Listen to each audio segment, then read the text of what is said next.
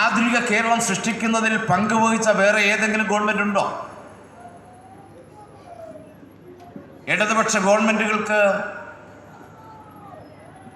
ഇടയിൽ വന്ന UDF government അവകാശപ്പെടാൻ എന്തെങ്കിലും കേരളത്തിലെ നേട്ടം ചൂണ്ടിക്കാണിക്കാറുണ്ടോ? ഭൂപരിഷ്കരണവും വിദ്യാഭ്യാസ പരിഷ്കാരവും 1957 ഇടതുപക്ഷത്തിന്റെ സംഭാവനയാണ്. അതാണ് ഇന്ന് കാണുന്ന ആധുനിക കേരളത്തിന് അടിത്തറയിട്ട സുപ്രധാനമായ നിയമനിർമ്മാണം. അതുകൊണ്ടാണ് രാജ്യത്ത് വിദ്യാഭ്യാസ രംഗത്ത് നമ്പർ 1 ആയ സംസ്ഥാനമായി ഇന്ന് കേരളത്തിന് നിലനിൽക്കാനാവുന്നത്. അതുകൊണ്ടാണ് ഭൂമിയുടെ അവകാശമുള്ള പാവപ്പെട്ട മനുഷ്യരുള്ള നാടായി രാജ്യത്ത് ഏറ്റവും പ്രധാനപ്പെട്ട സംസ്ഥാനമായി കേരളം നിലനിൽക്കാനാവുന്നത്. സാമൂഹ്യ ജീവിതത്തിന്റെ ഏത് തലമെടുത്താലും എന്ന് കേരളത്തിനൊപ്പം എത്താൻ ഇന്ത്യയിലെ മറ്റ് 27 സംസ്ഥാനങ്ങൾ പരിശോധിച്ചാലും ഉണ്ടാവില്ല. അത് ഇടതുപക്ഷം ഇട്ട അടിത്തറയിൽ വികസിച്ച കേരളത്തിന്റെ പ്രത്യേകതയാണ്.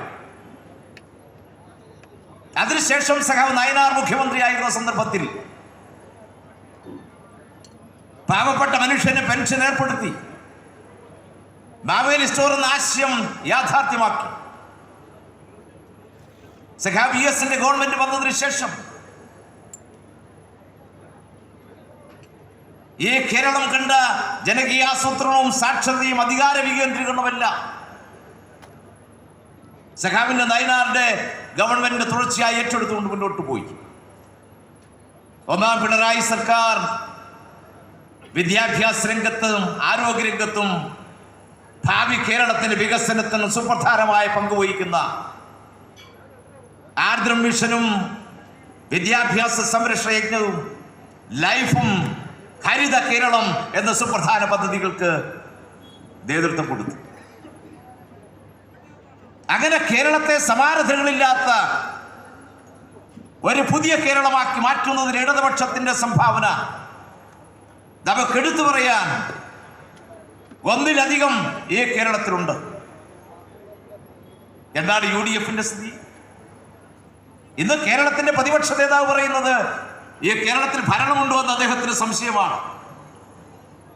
ആ ഭരണമുണ്ട് എന്നതിന്റെ തെളിവാണ് ബഹുമാനപ്പെട്ട മുഖ്യമന്ത്രി ഇവിടെ ചൂണ്ടിക്കാണിച്ച ഓരോ കാര്യവും.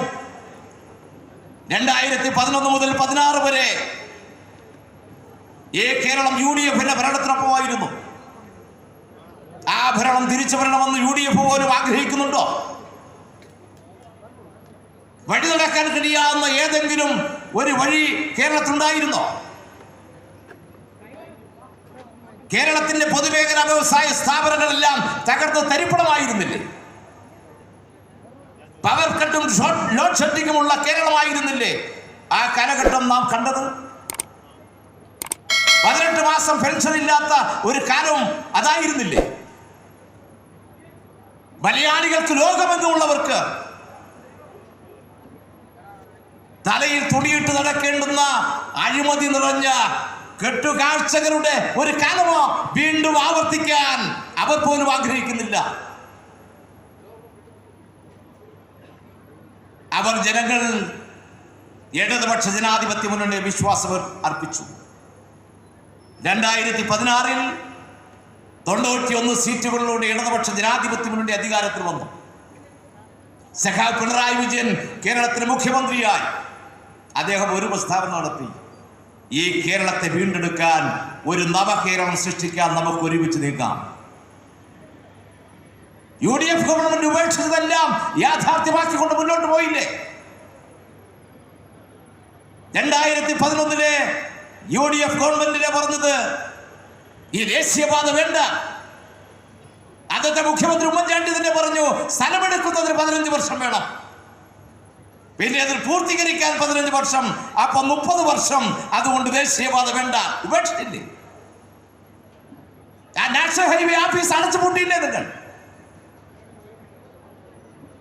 അവിടെയല്ലേ LDF ഗവൺമെന്റ് വന്ന് 5550 കോടി രൂപ സ്ഥലം ഏറ്റെടുക്കുന്നതിന് വേണ്ടി കിഫ്ബി ഫണ്ടിൽ നിന്ന് കൊടുത്ത് 2025 ഡിസംബർ മാസം അവസാനിക്കുമ്പോൾ കാസർഗോഡ് നിന്നും തിരുവനന്തപുരം വരെ 6 വരി പാത യാഥാർത്ഥ്യത്തിലേക്ക് കടക്കുകയാണ്. LDF വന്നില്ലായിരുന്നെങ്കിൽ ഇത് യാഥാർത്ഥ്യമാവുമായിരുന്നു. അതില്ലേ മുഖ്യമന്ത്രി പറഞ്ഞത്? ഞങ്ങൾ ഉപേക്ഷിച്ച ഗെയിൽ പൈപ്പ് ലൈൻ UDF-ന്റെ കാലത്ത് 5 വർഷം കൊണ്ട് നിങ്ങൾ പൂർത്തീകരിച്ചത് 47 കിലോമീറ്റർ. 2 വർഷം കൊണ്ട് LDF ഗവൺമെന്റ് 474 കിലോമീറ്റർ. BJP-യുടെ നേതാവ് സുരേന്ദ്രൻ ചോദിച്ചു, പിണറായി വിജയന് ഭരണ നിപുണതയുണ്ടെങ്കിൽ, നിങ്ങൾ കരുത്തുണ്ടെങ്കിൽ ഇത് പൂർത്തീകരിച്ച് കാണിക്കൂ, ഞാൻ എന്റെ രാഷ്ട്രീയ പ്രവർത്തനം അവസാനിപ്പിക്കാം. 2 വർഷം കൊണ്ട് പൂർത്തീകരിച്ചില്ലേ? ഞങ്ങൾ സുരേന്ദ്രനോട് രാഷ്ട്രീയ പ്രവർത്തനം അവസാനിക്കാൻ പറയുന്നില്ല, പക്ഷെ വെല്ലുവിളിക്കുന്നത് ആരോടാണ് എന്ന് BJP-യുടെ പ്രസിഡന്റ് നോക്കണം. സഖാവ് പിണറായി വിജയനോട് വെല്ലുവിളിക്കാൻ സുരേന്ദ്രനായിട്ടില്ല. പിന്നീട് കേരളത്തിന്റെ വൈദ്യുതി ആവശ്യം, പവർ കട്ടും ലോഡ് ഷെഡിങ്ങും ഉള്ള കേരളത്തെ വൈദ്യുതി മിച്ചമുള്ള സംസ്ഥാനമാക്കി മാറ്റിയില്ലേ? 2016 മുതൽ കഴിഞ്ഞ 8.5 വർഷക്കാലം കേരളത്തിലെ ഏതെങ്കിലും ഒരാൾക്ക് ലോഡ് ഷെഡിങ് അനുഭവിക്കേണ്ടി വന്നോ? പീക്ക് ടൈമിൽ പവർ കട്ടുണ്ടോ? പവർ കട്ടും ലോഡ് ഷെഡിങ്ങും ഇല്ലാത്ത കേരളത്തെ സൃഷ്ടിച്ചതാണ് സതീശ LDF ഗവൺമെന്റ് ഭരണ നേട്ടം. കൂടംകുളത്ത് വൈദ്യുതി കൊണ്ടുവരുന്നതിന് വേണ്ടി കൊച്ചിയുടെ പവർ ഹൈവേ അത് ഉപേക്ഷിച്ചവരല്ലേ UDF. അത് യാഥാർത്ഥ്യമാക്കുമല്ലേ LDF ചെയ്തത്? ഞാൻ കേരളത്തിന്റെ ഭരണ നേട്ടങ്ങൾ ഓരോന്നും ഇവിടെ പറയുന്നതിൽ ബഹുമാനപ്പെട്ട മുഖ്യമന്ത്രി തന്നെ പറഞ്ഞു. അതുകൊണ്ട് ഭരണം കാണണമെങ്കിൽ പ്രതിപക്ഷ നേതാവ് കണ്ണു തുറന്ന് കാണണം. 40 വർഷമായി നിങ്ങൾ ഉപേക്ഷിച്ച ആലപ്പുഴയിലെ ബൈപ്പാസ് യാഥാർത്ഥ്യമാക്കിയത് കേരളത്തിലെ ഇടതുപക്ഷ ജനാധിപത്യ മുന്നണി മുഖ്യമന്ത്രി സഖാവ് പിണറായി വിജയൻ. 30 വർഷമായി നിങ്ങൾ ഉപേക്ഷിച്ച കൊല്ലത്തെ ബൈപ്പാസ് യാഥാർത്ഥ്യമാക്കിയത് LDF ഗവൺമെന്റ് മുഖ്യമന്ത്രി പിണറായി വിജയൻ. നൂറുകണക്കിന് റോഡുകൾ, നൂറുകണക്കിന് പാലങ്ങൾ.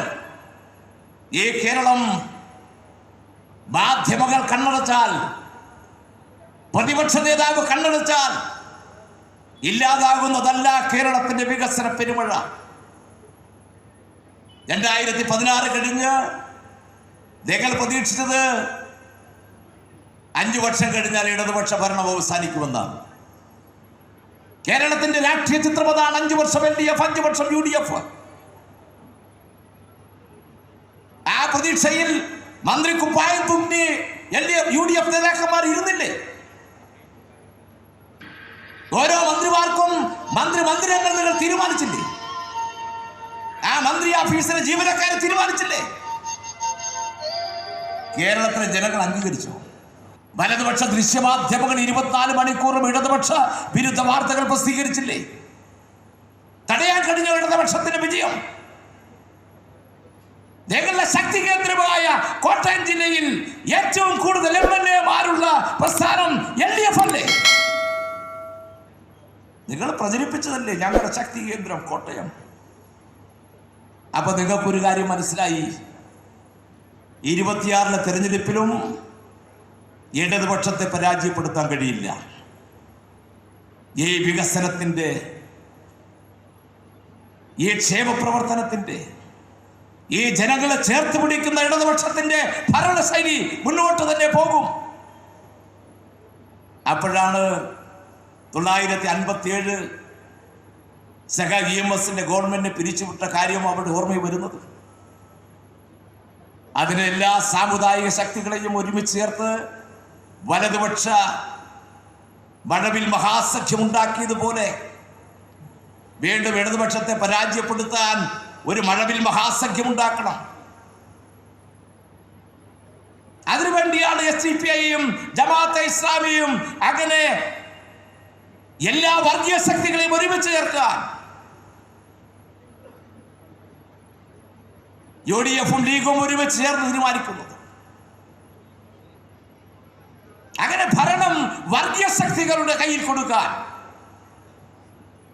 മതനിരപേക്ഷമായ കേരളത്തിന്റെ മണ്ണിനെ ഇല്ലാതാക്കാൻ, വർഗീയ സംഘർഷങ്ങളുടെ നാടായി ഈ കേരളത്തെ മാറ്റാൻ അധികാരമെന്ന ആർത്തി മാത്രം ലക്ഷ്യം വെച്ചുകൊണ്ട് UDF പ്രവർത്തിക്കുകയാണ്. ഇന്നലെ ഒരു മലയാള പത്രത്തിൽ ഒരു വാർത്ത കണ്ടു. കേരള കോൺഗ്രസ് മാണിയെ UDF-ലേക്ക് കൊണ്ടുപോകാനുള്ള ശ്രമം അതിശക്തിയായി നടക്കുകയാണ്. 2016 തെരഞ്ഞെടുപ്പിൽ ഞങ്ങളുടെ കൂടെ ഇല്ലായിരുന്നു, പലരും 2021 LDF ഉണ്ടായിരുന്നു എന്ന കാര്യം മറക്കരുത്. അവരെല്ലാം UDF-ൽ നിന്ന് LDF-ലേക്ക് ഒഴുകി വന്നവരാണ്. 21-ൽ അത് സംഭവിച്ചെങ്കിൽ 26-ൽ കോൺഗ്രസ് വീണ്ടും ഭയപ്പെടുകയാണ്. അവർക്കൊപ്പമുള്ള ശക്തികൾ ഇനിയും ഉണ്ടാകുമോ? അവരെ പിന്തുണ കൊടുക്കുന്ന ജനവിഭാഗങ്ങൾ അവർ UDF-ന് ഇനി പിന്തുണ കൊടുക്കുമോ എന്ന ആശങ്കയാണ് അവർക്ക്. അതുകൊണ്ടാണ് ഇടതുപക്ഷത്തൊപ്പം നിൽക്കുന്ന കക്ഷികളെ ലാക്കാക്കിയുള്ള പ്രവർത്തനം നടത്തുന്നത്. ആ പത്രത്തിൽ പറഞ്ഞത് കേരള കോൺഗ്രസ് മാണി വിഭാഗത്തെ കോട്ടയം ജില്ലയിൽ നിർത്താനല്ല, കോഴിക്കോട് ജില്ലയിലെ തിരുവമ്പാടി സീറ്റ് കൊടുക്കാം എന്ന് പറഞ്ഞാൽ കോട്ടയം ജില്ലയിൽ നിന്നും മാണി സാറിന്റെ പാർട്ടിയെ കെട്ടുകെട്ടിക്കണം. ആരുടെ അജണ്ടയാണ് UDF നോക്കുന്നത്. ഇടതുപക്ഷത്തെ പരാജയപ്പെടുത്താൻ എല്ലാ സാമുദായിക ശക്തികളെയും വർഗീയ ശക്തികളെയും കൂട്ടുപിടിക്കുന്നത് പോലെ വലതുപക്ഷ മാധ്യമങ്ങൾ ഉപയോഗിച്ചുകൊണ്ടുള്ള പ്രചാരവേല ശക്തിപ്പെടുത്തിക്കൊണ്ട് 2026 ഇടതുപക്ഷ വിജയത്തെ തടയാൻ കഴിയുമോ എന്നതാണ് അവർ നോക്കുന്നത്. കേരളത്തിലെ ജനങ്ങൾ പ്രബുദ്ധരാണ്. ഈ നാടിനെ സംരക്ഷിക്കാനുള്ള കരുത്തും ശക്തിയുമുള്ളവരാണ് കേരളത്തിലെ ബഹുജനങ്ങൾ. 1957-ൽ ഈ രാജ്യത്തിന് രാഷ്ട്രീയ അത്ഭുതം കാണിച്ച ജനതയാണ് കേരളത്തിലേത്. ബാലറ്റിലൂടെ കമ്മ്യൂണിസ്റ്റ് ഗവൺമെന്റ് തെരഞ്ഞെടുത്ത ഈ കേരളം 2026-ൽ പുതിയ ചരിത്രം രചിക്കുമെന്ന കാര്യത്തിൽ യാതൊരു സംശയവുമില്ല. ഭാവി കേരള വികസനത്തിന് സുപ്രധാനമായ തീരുമാനമെടുക്കാൻ തീർച്ചയായും കോട്ടയം ജില്ലയിലെ കമ്മ്യൂണിസ്റ്റ് പ്രസ്ഥാനത്തിന്റെ കരുത്ത് കഴിഞ്ഞ 3 ദിവസമായി ഇവിടെ നടക്കുന്ന സമ്മേളനത്തിൽ ഞങ്ങൾ ചർച്ച ചെയ്തു. വലിയ വളർച്ചയിലേക്ക് കോട്ടയത്തെ കമ്മ്യൂണിസ്റ്റ് പ്രസ്ഥാനം CPIM മുന്നോട്ട് പോവുകയാണ്. കൂടുതൽ ജനവിഭാഗങ്ങളിലേക്ക് സ്വാധീനമുള്ള പ്രസ്ഥാനമായി, കൂടുതൽ ജനപ്രതിനിധികളുള്ള പ്രസ്ഥാനമായി, മഹാപ്രസ്ഥാനമായി വളർന്ന് ഇടതുപക്ഷ ജനാധിപത്യ മുന്നണിയുടെ വലിയ കരുത്തായ കേന്ദ്രമായി കോട്ടയം മാറിക്കൊണ്ടിരിക്കുകയാണ്. അതാണ് ഈ സമ്മേളനത്തിലുടനീളം ഈ അവസാനം ഈ പൊതുസമ്മേളനത്തിൽ നാം കണ്ടത്. ആ കരുത്തും ശക്തിയും വർദ്ധിപ്പിക്കാൻ, മതനിരപേക്ഷ കേരളത്തെ, വികസിത കേരളത്തെ നിലനിർത്താൻ ഈ നാടിൻ്റെ മുഴുവൻ പിന്തുണയുണ്ടാകണം എന്നുകൂടി അഭ്യർത്ഥിച്ചുകൊണ്ട് നിങ്ങളെ ഓരോരുത്തരെയും അഭിവാദ്യം ചെയ്തുകൊണ്ട് ഞാൻ എൻ്റെ വാക്കുകൾ ചുരുക്കുന്നു. നിങ്ങൾക്ക് എൻ്റെ അഭിവാദനം.